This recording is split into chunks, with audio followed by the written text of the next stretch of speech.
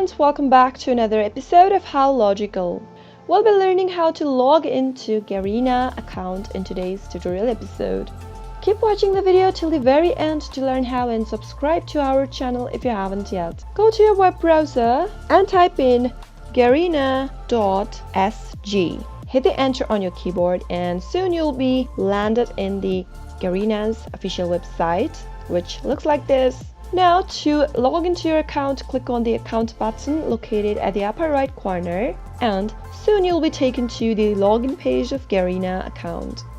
You can change the language setting by clicking on the box over here and change to any language you'd like. Enter your Garena username, email or phone number to start with.